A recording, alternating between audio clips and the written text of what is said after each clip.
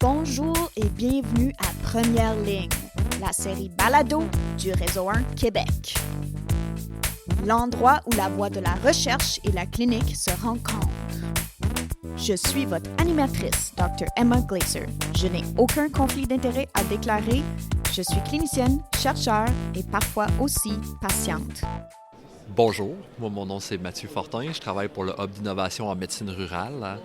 Fait que pour moi, la première ligne en santé, en fait, c'est surtout tout cet événement-là qui rassemble énormément de monde, en fait, qui nous permet de se rencontrer, qui nous permet de nous connaître, qui nous permet de faire des contacts, et puis de connaître les différents organismes, justement, qui œuvrent à améliorer la santé au Québec, au Canada. Marie-Dominique Beaulieu, médecin de famille, chercheur.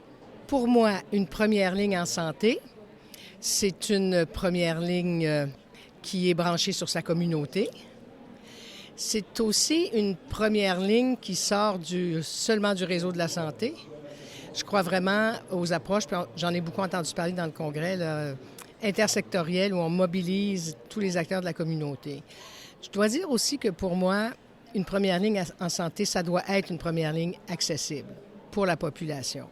Ça m'apparaît important. On a des grands enjeux d'accessibilité, je dirais, à toute la palette de ce que la première ligne pourrait offrir actuellement pour les citoyens, dont une accessibilité financière à autre chose qu'à des docteurs. Et pour moi, c'est un énorme enjeu de société qu'on a actuellement. Bonjour, je m'appelle Catherine Wilhelmy, je suis patiente partenaire, co-responsable de la communauté Expérience, la communauté provinciale de patients, citoyens, proches, toutes les personnes intéressées par le partenariat. Pour moi, une première ligne en santé, c'est une première ligne qui inclut la communauté, qui inclut les gens qui sont intéressés à améliorer la santé de leurs prochains. Et ça ne peut pas être juste sur les épaules des médecins, ça ne peut pas être juste sur les épaules du système. Il faut que chacun s'implique dans sa propre santé. On ne peut pas juste aller porter notre santé chez le médecin, puis parce qu'on paye des impôts, réparez-moi, puis moi, je ne change rien. Il y a des affaires quand notre santé flanche. Il y a bien souvent des choses qu'il faut qu'on change dans nos habitudes de vie. C'est difficile, mais c'est le bout qu'il faut que chacun fasse. Pierre-Henri Roulévy, je suis médecin de famille et je suis actuellement stagiaire postdoctoral à l'Université de Montréal et au commissaire à la santé et au bien-être. Donc pour moi, une première en santé, pas être très original, mais c'est qui va permettre être la porte d'accès au système de santé. Ce que j'ajouterais quand même, c'est qu'en plus de cette porte d'accès, c'est aussi un ensemble d'acteurs qui vont avoir des compétences précises, qui pourraient être réparties entre ces différents acteurs qui sont le premier recours, la coordination des soins, la continuité des soins et une prise en charge globale des citoyens et de la population. Marie-Ève Poitras, professeure-chercheure au département de médecine de famille et médecine d'urgence de l'Université de Sherbrooke, infirmière et co-directrice scientifique du Réseau 1 Québec. Bien, pour moi, une première ligne en santé, parce qu'en fait, la santé, c'est un concept abstrait aussi. C'est un univers où les professionnels qui donnent les soins à l'intérieur de ce système-là pratiqueront selon leur plein champ de pratique, auront aussi une qualité de vie au travail et qui donneront des soins de qualité qui permettent à la personne qui bénéficie de ces soins-là de se sentir en santé et de naviguer de façon positive et continue dans le système. Bonjour, Mathieu Menir, co-directeur scientifique de Réseau 1 Québec. Pour moi, une première ligne en santé, c'est une première ligne qui répond à l'ensemble des besoins de la population, l'ensemble des besoins de différentes sortes, que ce soit des besoins physiques, des besoins de santé mentale, psychosociaux, sociaux, des soins et des services qui sont offerts à proximité des gens où ils vivent, par des équipes interdisciplinaires qui travaillent bien ensemble et qui ont l'appui des autres niveaux de service du système de santé. Donc, où on peut vraiment retrouver des soins de qualité, des soins qui sont offerts en continuité, qui sont complets, qu'on répond de façon holistique aux besoins des personnes et on voit vraiment que la personne est partenaire de ces soins et de ces services. Et on est capable de vraiment prendre en charge vraiment l'ensemble de ses besoins et aussi de coordonner ses soins aux besoins dans d'autres secteurs du système de santé. Donc pour moi, c'est ça, une première ligne qui est forte, qui est moderne.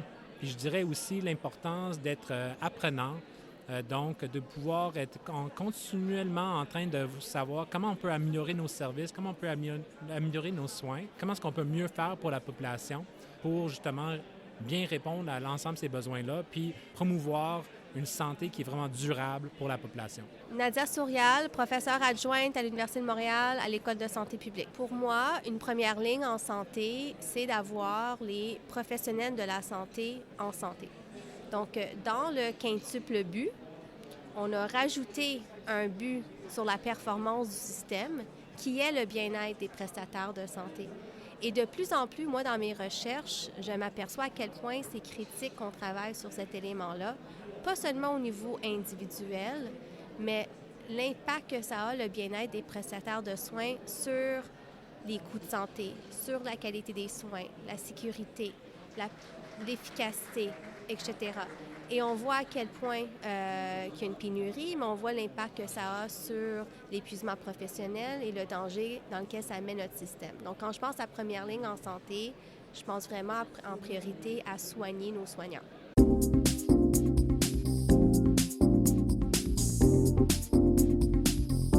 C'est important pour nous d'être ici puisque, en fait, il y a plein de gens à rencontrer, il y a plein d'organismes et puis il faut établir une présence aussi, un contact avec tous ces gens-là. On est toujours, nous, dans établir justement des ponts et des liens avec les décideurs, les professionnels sur le terrain et la population. Alors, avec le Hub d'innovation en médecine rurale, finalement, ce qu'on veut, c'est améliorer les soins de santé en milieu rural. Et puis ça, c'est vrai pour toute la population du Québec, du Canada, même mondial, en fait. On a des questionnements là, que très peu de gens ont sur les soins de santé en milieu rural. Alors, c'est important de partager ça avec, encore une fois, les décideurs, les professionnels et la population. Pour moi, c'est important d'être ici à Première ligne en santé, d'abord pour apprendre ce qui se fait ailleurs, ce qui se fait par les autres, puis aussi pour partager un peu ce que peut être la place du partenariat dans la première ligne.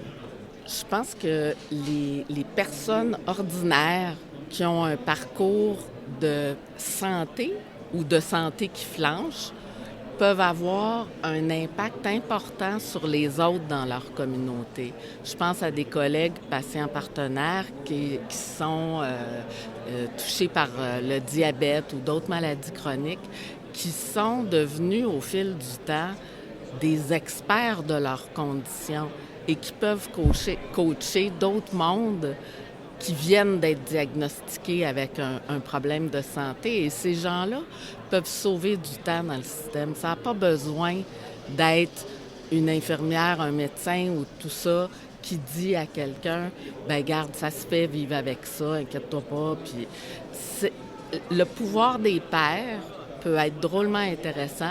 Ces gens-là aussi, avec des questions de diabète, des questions de douleurs chroniques, toutes sortes de conditions de santé qui amènent les gens à prendre plus conscience de l'importance d'entretenir leur santé, deviennent des super bons ambassadeurs de prévention. Pour moi, c'est important d'être ici aujourd'hui. C'est une façon de rester connecté. Je trouve aussi que, d'abord, il y a une offre énorme, hein? On ne peut pas tout faire. En tout cas, dans ce que j'ai choisi, c'est une façon d'entendre des nouvelles idées, de voir des gens débattre et des fois des gens quand même qui sont proches des décisions, qui sont là, c'est intéressant. J'ai entendu des choses intéressantes, puis j'ai surtout senti une mobilisation intéressante. On n'est pas dans la formation continue traditionnelle, je trouve. Je trouve qu'on est dans le débat, le défi, les questions qu'on peut poser. Donc, je trouve que c'est un rendez-vous qui va devenir, pour moi, incontournable. On ne voit pas beaucoup de chercheurs, peut-être. Remarquez que j'en ai quand même rencontré. On ne voit pas beaucoup de médecins de famille. Il y a peut-être des enjeux. Ça reste quand même une activité très organisée par l'industrie, si on veut, par... leur présence est très grande. Je me suis pas sentie influencée, personne n'a essayé de m'influencer, là, mais donc peut-être que ça y fait quelque chose. Ce n'est pas un congrès reconnu pour de la formation continue parce qu'on n'est pas, à mon avis, dans ça. On est ailleurs, donc voilà. Par contre, je dois dire qu'on rencontre énormément d'autres professionnels. Peut-être que ça peut être intéressant de voir ce côté où on ne rencontre pas que que des médecins. Donc, alors, il faut peut-être penser à comment, des fois, décloisonner nos propres activités où on rencontre beaucoup de médecins et de chercheurs, mais où on rencontre peut-être pas autant les autres professionnels. Je sais pas. Question posée. Alors, pour moi, c'est important d'être ici aujourd'hui parce que j'ai découvert ce congrès l'année dernière et j'ai eu l'impression, j'ai assisté à différents congrès et j'ai l'impression que c'était un congrès où il y avait beaucoup d'acteurs de première ligne, mais aussi de décideurs qui venaient se rencontrer ici. Donc c'est vraiment, j'ai l'impression que tous les acteurs majeurs de la première ligne québécoise étaient présents à ce congrès-là. Et pour moi, c'était l'occasion de voir un peu les différentes innovations en cours, de voir où est-ce qu'on s'en va et d'écouter des choses qui étaient pertinentes, d'actualité. Voilà. Et ce que j'aime beaucoup aussi avec ce congrès, c'est l'ambiance qui existe ici. Je suis un amoureux, je dirais, de la première ligne en réalité. J'ai choisi la médecine générale parce que j'adorais cette spécialité. J'ai beaucoup hésité avec plein d'autres choses, mais en fait, j'aime vraiment ce métier, j'aime vraiment ce que ça représente. Puis, nous, on parle de médecine générale en France, parce que je suis français, je pense que ça s'entend à l'accent. Mais en fait, c'est plus que ça. Je me vois vraiment comme un médecin de première ligne. C'est comme ça que j'ai toujours vu mon métier. Et je trouve que ce qu'on peut faire, c'est parfois mal compris, mal présenté, sous-estimé. Il y a un gros travail à faire.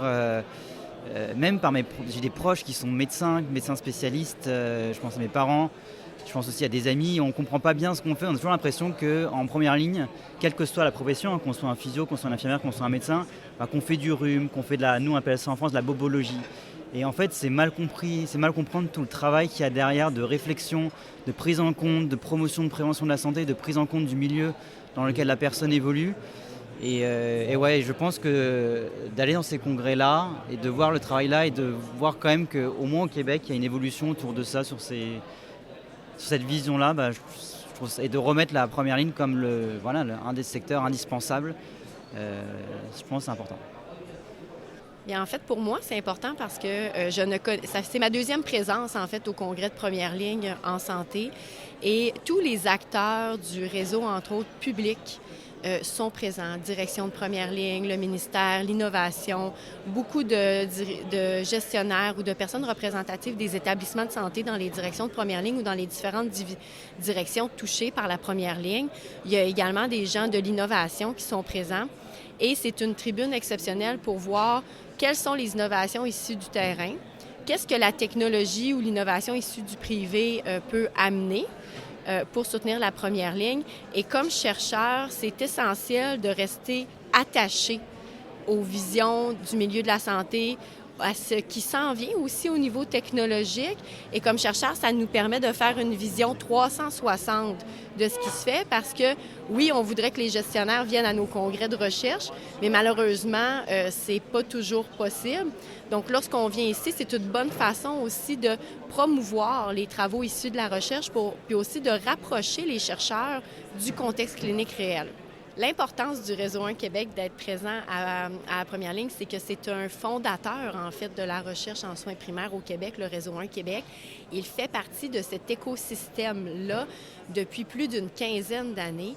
Et le Réseau 1 Québec doit et permet, en fait, à la recherche de percoler dans les différents réseaux de recherche axés sur la première ligne. Et ça permet aussi de rendre visible la recherche qui est faite en première ligne auprès des grands décideurs ou des gestionnaires des établissements de santé qui prennent des décisions qui influencent indirectement aussi la première ligne ou directement la première ligne. Mais encore, je pense que la Réseau 1 Québec, sa présence, ça permet de démontrer qu'il est important de prendre des décisions basées sur la science et que les innovations, qu'elles soient tant émergentes du milieu clinique, émergentes du domaine de l'innovation privée, peut et doit être supporté par les données probantes et qu'on peut faire des collaborations ou regarder comment les chercheurs ou les équipes de recherche peuvent exercer une vigie aussi sur ces transformations-là qui sont en cours dans le système de santé. Pour moi, c'est important d'être ici au congrès, à la conférence Première ligne en santé, D'abord parce qu'on est commanditaire de la conférence, que Réseau 1 Québec est partenaire de cette conférence-là, mais aussi parce qu'on réunit ici plusieurs acteurs clés de cet écosystème-là, que ce soit des cliniciens de première ligne, des médecins et autres professionnels, que ce soit des gestionnaires qui travaillent pour soutenir la première ligne, des décideurs, des citoyens usagers qui vont être dans le système. Et c'est important aussi que, dans le fond, que la communauté scientifique et les savoirs scientifiques soient au rendez-vous, présents dans la programmation, qu'on soit capable de réfléchir aux innovations qui sont porteurs pour la première ligne et que ces innovations-là soient vraiment appuyées par les données probantes justement pour qu'elles soient efficaces et qu'on soit capable de vraiment offrir les meilleurs soins et services possibles à la population. Donc, pour moi, c'est vraiment de promouvoir une conférence où on peut vraiment voir ce rendez-vous de tous les différents types de savoirs qui sont importants pour la première ligne, savoirs cliniques, expérientiels, mais aussi scientifiques. Et donc, je pense que c'est vraiment important que les chercheurs soient présents et qu'on participe activement à ces genres d'activités-là qui réunissent toutes sortes d'acteurs clés dans l'écosystème de la première ligne. C'est important pour moi d'être à ce congrès pour amener le côté scientifique à la discussion. Parce que c'est une conférence ici qui rassemble principalement des gestionnaires, des décideurs, des professionnels, des patients, qui est très, très important d'avoir toutes ces perspectives. Mais souvent, cette conférence manque aussi la lumière scientifique avec les données probantes. Donc, j'espère avec cette conférence qu'à terme, on va pouvoir balancer ce discours-là, donc d'ajouter la voix des chercheurs, des étudiants, et aussi de permettre, je pense que la beauté de cette conférence, c'est de permettre un maillage entre la recherche et les décideurs pour amener à des décisions plus éclairées. Merci d'avoir été avec nous pour cet épisode de notre balado diffusion. Cette série est produite par moi-même, Emma Glaser, avec la musique de Lee Rosevere.